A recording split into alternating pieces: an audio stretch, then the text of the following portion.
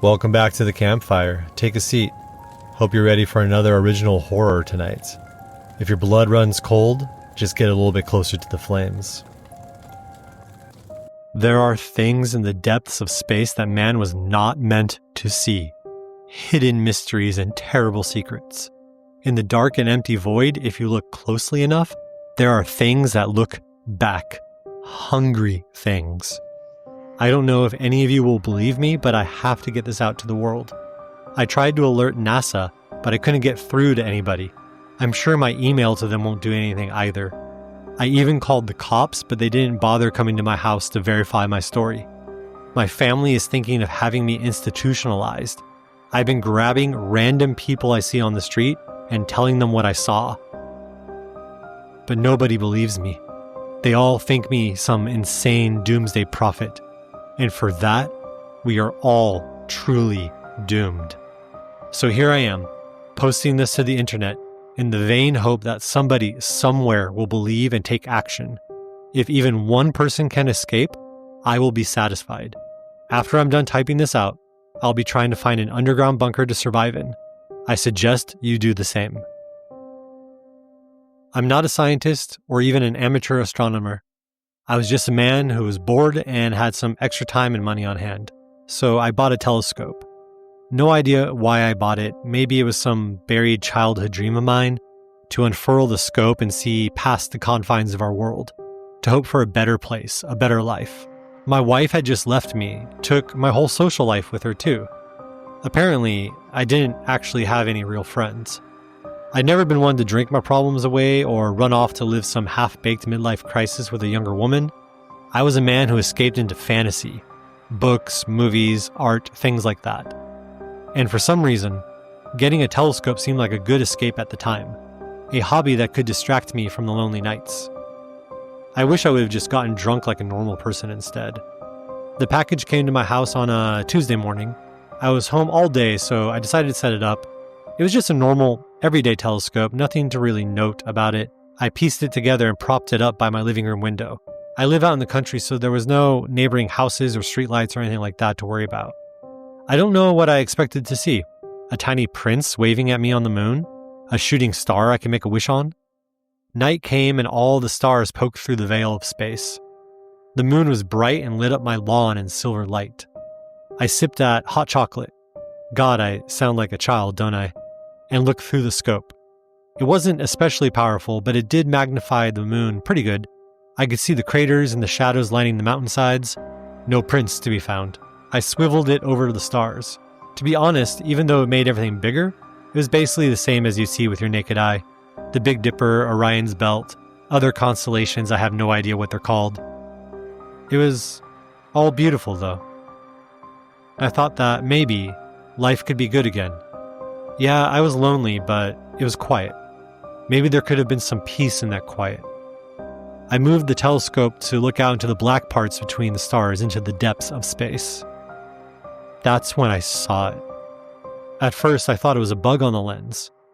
A big shadow moving just out of sight. I looked at the front of the scope, but didn't see any insects or smudges. Looked back through it. Nothing. I scanned the sky, and I saw it again. A shadow that momentarily blotted out a handful of stars. Fucking moths, I muttered to myself. I looked around my living room. All the lights were off, so there wasn't anything to attract any bugs, and I couldn't see any sign of a moth or whatever. I looked back into the scope. Pure blackness. I stared into it. Thought on how I left the scope looking at a cluster of stars. Did I move it by accident? Then that blackness I was staring at moved to the left, unveiled the stars it was covering. Weird, I thought. Could be a cloud. I tried to follow the shadow and stopped when I was met by another patch of darkness, where the North Star should have been. The shadow moved again, but didn't completely disappear. It sat there to my left, looking like it was vibrating slightly. I squinted my eyes at it. "What are you?" I whispered. It heard me. The mass stopped moving. Darkness seemed to radiate from it like a black star, even though it was already in the darkness of space. Then came the eye. A single red eye swam in that sea of darkness and locked onto me. My jaw hung slack and I pressed the telescope too hard into my face, so much so that my eye socket hurt. That eye had no pupil. It was a bloody red orb that seemed to bleed out into the mass of radiating black, like a cracked egg running across a frying pan, or blood in water. Then it was gone. I frantically searched the skies for it, but it didn't show itself again. I leaned back in my chair, staring at the window, wondering what the hell just happened. I convinced myself it was nothing. I imagined it. I only saw it for a few seconds and I couldn't find it again, so obviously it couldn't have been real. I went to bed shortly after, but I couldn't get to sleep. Every time I shut my eyes, I saw it. Red eye in a writhing black mass, looking at me. I was struck with this horrible sensation that it was up there, right at that moment, looking down on the roof of my house, trying to find me. Eventually, I passed out and fell asleep. Woke up at noon the next day with an icy dread in my stomach. Fragments of a nightmare lingered on in my mind. None of the details made any sense. There was a barren valley made of rock, 2 moons, and red stars in the sky. Flashes of some kind of creature moving under the rocks. Tendrils and teeth and eyes. Red eyes. I work from home, thankfully, because I was exhausted. And I spent a couple hours hammering out reports on my computer, trying to forget the previous night. The nightmares and what I saw in the telescope never left me, though. It was there, hiding behind the monotony of my job and the list of chores I tried piling into my brain as a defense. As soon as I finished work, around 5:30, so with about an hour until sunset, I raced out to the grocery store to buy dinner. Even though by then I had convinced myself that I didn't see the eye, I didn't want to be outside at night. I came home, cooked up some pasta, and watched TV until 10. None of those things kept my mind from going back to that red eye. It was then that I really wished that I did drink. I was about to go to sleep when I glanced over at the telescope. There was this pull inside my gut, some kind of magnetic force drawing me towards the scope like a meteor towards a planet. I could have just gone to bed, but I knew I wouldn't be able to sleep. I was also afraid of that nightmare coming back. I reasoned that if I looked through the telescope again and saw nothing, then that was it. That would calm my mind. Everything would be okay. I sat in the chair and peered into the scope.